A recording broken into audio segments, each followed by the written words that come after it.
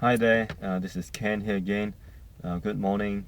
Um, as you know, as you would have noticed that recently I've been reading a book called Your Money or Your Life. So I guess it was this book that actually influenced my thinking process just now while I was driving to work here. Uh, I was thinking about different aspects of my life and how I can spend my time and money more wisely. And two of the things I came across, right, while driving, what I was thinking was learning and recreation. Right? So instead of rest and recreation, uh, you know, I like to call it learning and recreation. Now, learning and recreation are two areas or two things, services that businessmen, businesswomen have been trying to market to us, right, in different forms, different shapes, different sizes. And, in this material consumerist world, we have been sort of brainwashed to think that if I want to have a good learning experience, I have to pay for it. If I want to have a good recreational experience, I must pay for it because of the notion that there's no free ride, there's no free lunch in this world. Uh, that I guess is largely true, but I guess you know some of the best things in the world have been overpriced, and some of the best thing in the world uh, you don't have to pay with you don't have to pay for with money, and you can pay with time and the effort you put in, right, to get the maximum value out of the time that you have spent. So two examples are learning and recreation, because I mean if you think about it, um, it's a $5,000 weekend seminar. uh, are you getting more out of this, or are you getting more out of a weekend staying home, reading some books and putting some of the principles to practice, right? um, so it's not just the money. I mean, you can spend the best money on something to get the best teacher or the best training material that money can buy, or the best visual aid and learning aid that money can buy. But do you get the a proportionate value out of it, right? So a lot of time we think that learning is something that someone uh, feed to us, right? Someone give to us. It's something that some people, some teachers or some trainers pass on to us. Is it really so? I think if you have the intention, the sincerity, and the seriousness to learn, um, that learning, right, that active role that you play in that learning process, in that teaching and learning process, right? Somebody teaches you and you learn and try to absorb and ask questions. Now that process can be free, right? And that process can come from just about anyone else other than that trainer who charges you $5,000.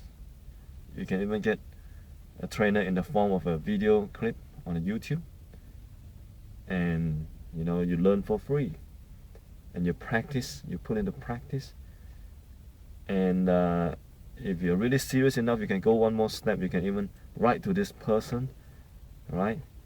Do a podcast interview with this person so that you can learn more directly from him or her, right? Or you can go borrow a book from the library, right? Or maybe you can go back to the same trainer who organizes the training for $5,000. Go and read out his book, right? Buy his book from the internet, from the bookshop, for $30 instead of $5,000. instead of just one weekend, immerse yourself in his world or her world, right? By reading the book, asking him questions for a month. Slowly but surely, right? You will pick his or her brain, apply those principles, modify them to suit your unique situation, which is different from that trainer's, and it's for free. At least financially, it's free. So some of the best things in this world are free, right? Financially are free. Of course, you have to spend time, you have to invest your effort, to get the most out of that learning experience. And all that depends on you, not the trainer, not the teacher, not the school, not the college, not the university. So that's why we have people we call self-made men, who don't even go to university, but they are excelling in life, right? In everything that they do. Because they have the right attitude. And we call those people self-made men. But I think, right, to a very, very large extent, all of us here have to be self-made, right, to be meaningfully contributing to the society. You can't be just, sleepwalking yourself through life and then, go through Harvard, go through Princeton, and, have the best teachers, have the best facilities, and suddenly you become, okay, I'm qualified, I can do this, I can do that, just because I have gone through process A, process B, process C, and I'm the product of all the three processes. I don't think so, right? Even if you get the opportunity, you won't go very far. You get your first opportunity because people see, you have recognized degree from recognized university. Good, right? You get the door open for you, but there's a limited amount of time in which you have to prove yourself. Otherwise, you'll be irrelevant as well. It's very easy to know, by just looking at your results. All right. So the next thing is recreation. While I was driving, I was also thinking about recreation. I was driving past the golf course just now, right? So you have to join as a member, and you have to pay green fees, and you have a good morning, right? Or 3 hours, or half a morning playing golf with your friends, have a good chat, right? So in return, you get a good experience, you get some exercise, you get some socializing, but you'll be $150 poorer. Is that worth it? Right? And do you really have to pay $150 just to meet your friends? They're your friends, they're not your potential business associates or clients. Do you have to even do that just to be around with your friends? What kind of friends are there anyway? Right? Friends that make each other look good, make each other feel good about how successful they are because they're playing golf or whatever, right? So that $150 could have been saved. And once the money is saved, it can still give you utility, give you, contribution in the future months. But once you pay the $50, that's it. Your $150 is gone, and the 3 hours is gone forever, right? But your friends are still around, and do you have to always still, pay another $150 or whatever amount just to meet up again, right? So you could have, gone to the park, have a good walk together for free, or you could be sitting, in one of your friends' house and have a cup of coffee or things like that, and have a good chat and a good afternoon and a good half a morning. You see, so recreation also, right, has always been so commercialized, right? Just like learning, they try to equate a certain brand of university to the whole broad concept of education, right?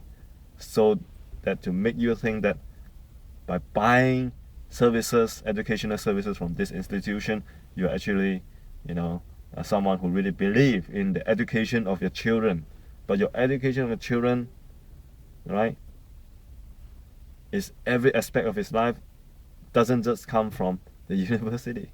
Same thing with recreation, go for jogging, or whatever, go for skiing, right? Go for a picnic, get all your food together and eat together, right? You have to eat anyway, right?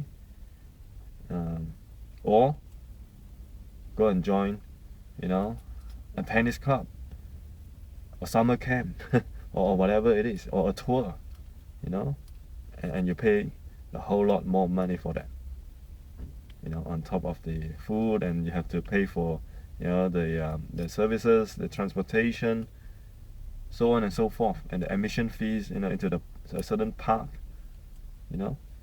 So is it really worth it? Are all this money bringing you the return that you really deserve, or have it been overpriced? So these are two things we always have to consider, right? So learning is very important in our life. Recreation is a necessity, right? By any measure, right? You need to work, you need to wind down, but do you really have to pay for it? You work so hard so that you can pay for your recreation. Why don't you work hard and save the money and recreate, have a good rest and continue on, working, and save most of that as well, and spend time with your family, spending time at home, right? Or have a good walk, good conversation, right, with your family members. At the same time, you're educating each other, you're educating your children, because you're spending time with them, right? More effectively than what any teacher can do. I mean, what can the teacher do, in just 1 hour in the classroom with so many students? So schooling is not so much of an education in terms of the content, cognitive, learning, or behavioral learning, or character building. There's not so much of that. I would think it's more of a socializing experience, for our kids, so that they know how to deal with each other, they know how to talk their way out of trouble, to a bully, or solve problems when there were conflicts, in a game, while they're playing.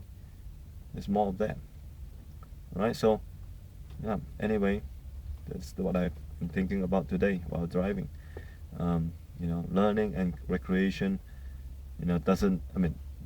might not cost us as much as what they are costing us right now, and they could be free, financially speaking, at least, right? Obviously, nothing is free in this world. You have to either pay with money, all right, or you have to pay for it with time, or you have to pay for it with both, or sometimes even more. All right. Have a good day. Bye bye.